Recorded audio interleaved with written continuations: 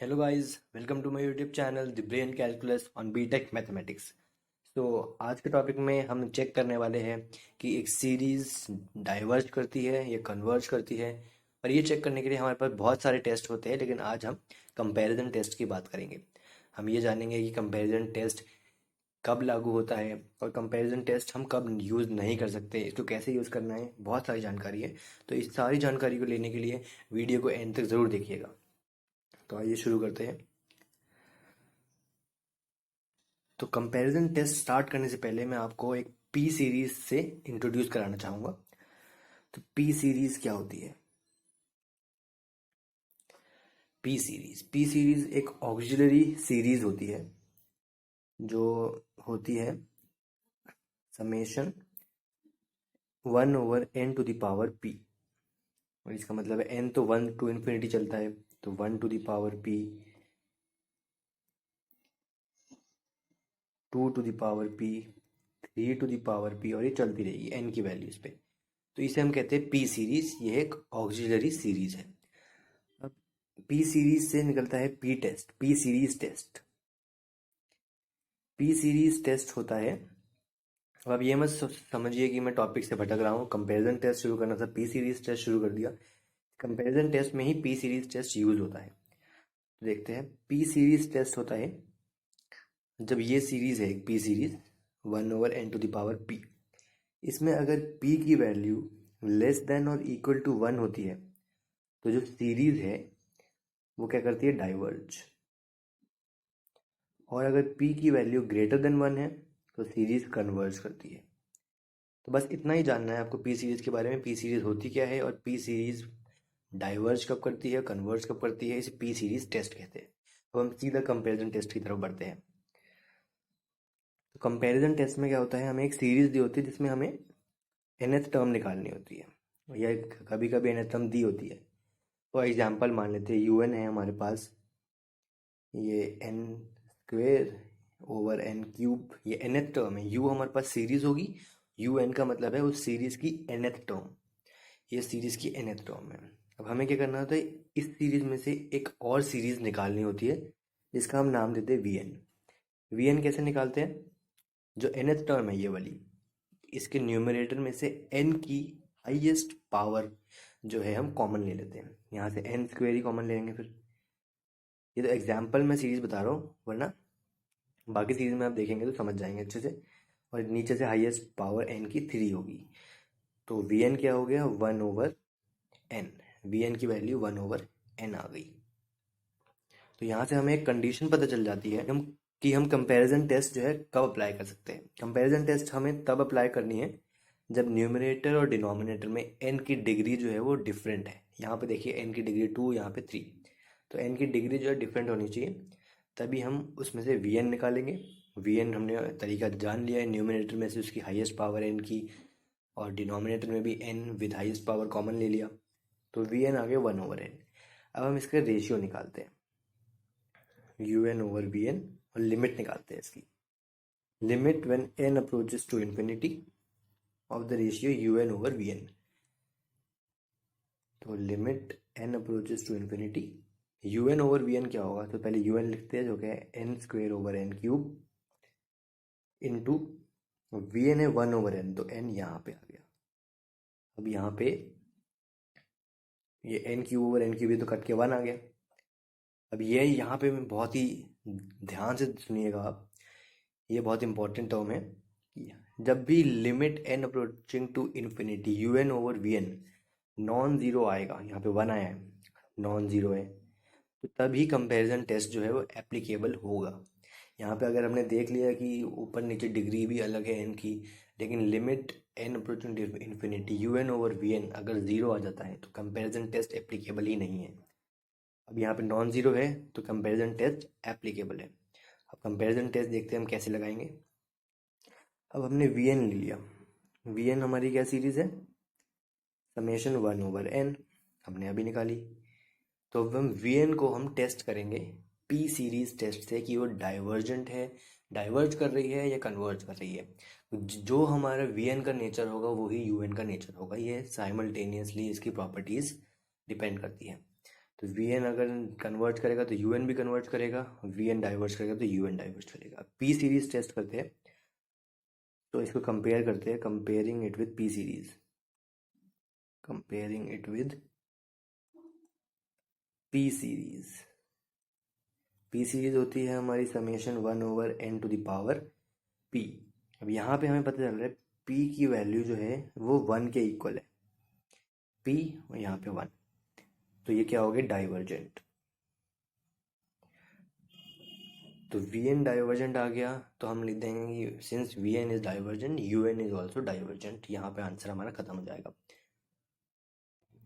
तो ये था हमारा कंपैरिजन टेस्ट। अब हम एग्जाम्पल क्वेश्चंस देखते हैं, तो जिससे हमें और समझ में आएगा। लेकिन उससे पहले मैं आपको एक शॉर्ट ट्रिक बताना चाहूँगा कि यहाँ पे हमारे पास एक टेस्ट होता है कॉन्ट्रा पॉजिटिव टेस्ट करके, कॉन्ट्रा पॉजिटिव टेस्ट। ये होता है, ये एक बहुत ही यूजफुल वेपन की तरह काम करता है। जब हमें कोई भी टेस्ट लगाना हो तो हम कोई भी टेस्ट लगाने से पहले इसको यूज़ कर सकते हैं। जैसे हमारे पास यू एन दिया होगा, जो nth टर्म होता है किसी भी सीरीज़ का। अगर हम यू एन की डायरेक्ट लिमिट निकाल लें एन अप्रोचिंग टू इन्फिनिटी पे, तो हो सकता है ये ज़ीरो हो और हो सकता है ये नॉट इक्वल टू ज़ीरो हो। अगर इसकी वैल्यू ज़ीरो है तो इसका मतलब है ये सीरीज़ या तो कन्वर्ज करेगी या डाइवर्ज, उसके लिए हमें टेस्ट यूज़ करना पड़ेगा। तो ये तो नॉर्मल है। तो अगर आपको दिख रहा है यू एन की अगर मैं लिमिट लगाऊंगा दिख जाता है, अगर नॉन ज़ीरो आ रहा है तो आप वहीं पे उसका कॉन्ट्रा पॉजिटिव टेस्ट यूज़ करिए और नॉन ज़ीरो दिखा के आप सीधा डाइवर्जिंग लिख दीजिए। तो ये एक एग्जांपल देखते हैं। इस एग्जांपल में हमारे पास एक सीरीज दे रखी है जिसे हमें टेस्ट करना है कि कन्वर्ज करेगी या डाइवर्ज। तो आइए इसकी nth टर्म निकालते हैं, यू एन। nth टर्म निकालना भी इजी होता है, सिमेट्री देखनी होती है सब में। ये देखा जाए तो 1/1 है, ये 3 और 5, ऊपर तो 1 ही दिख रहा है ना सीरीज में।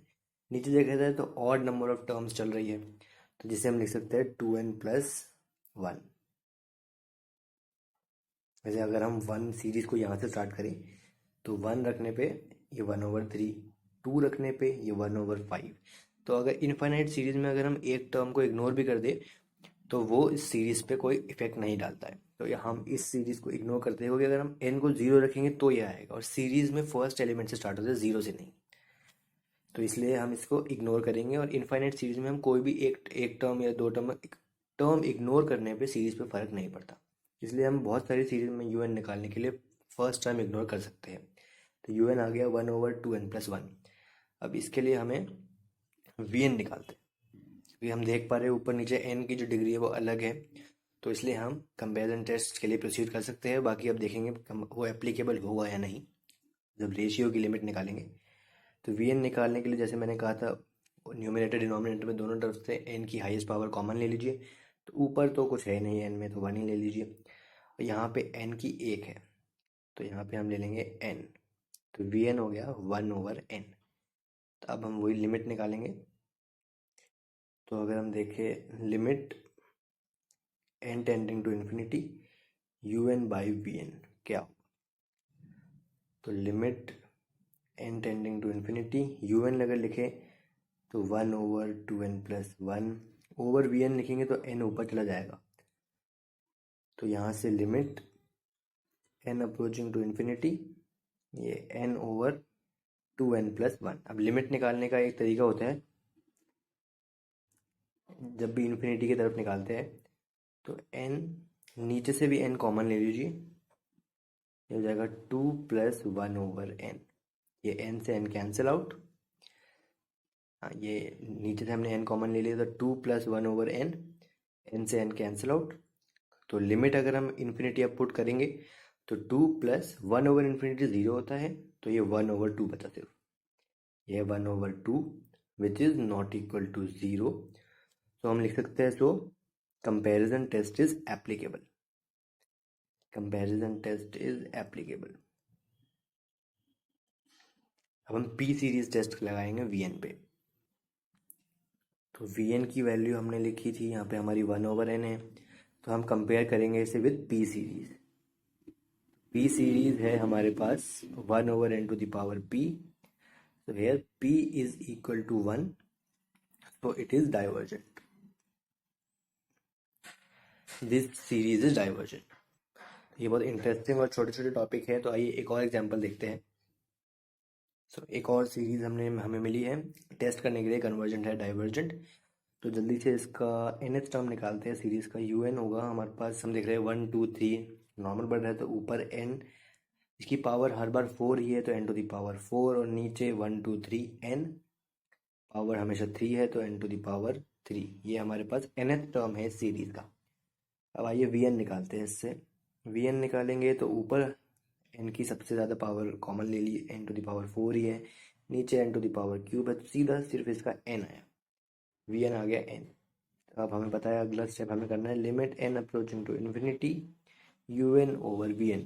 ये होगा n to the power 4 over n to the power 3 un की वैल्यू ओवर vn सिर्फ हमारे पास n है।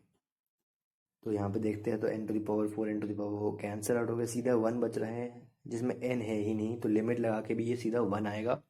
तो यानी इसका रेशियो जो है लिमिट लगाने पे वो नॉट इक्वल टू 0 है, यानी कंपैरिजन टेस्ट हमारा एप्लीकेबल है। अब कंपैरिजन टेस्ट हमारा एप्लीकेबल है तो हम सीधा इस vn जो है हमारा समेशन, ये सिर्फ n है, इसको हमें कैसे लिख सकते हैं, अगर p सीरीज से हमें कंपेयर करवाना है तो n को नीचे ले जाना पड़ेगा, n की पावर यहाँ पे -1 हो जाएगी। इसको कंपेयर करेंगे p सीरीज से जो होती है 1 over n to the power p, तो p की वैल्यू यहाँ से आई है हमारे पास -1, जो कि लेस देन और इक्वल टू 1 में ही आता है इंक्लूड। तो इस ये vn जो है हमारी डाइवर्ज कर रही है, vn डाइवर्जेंट है।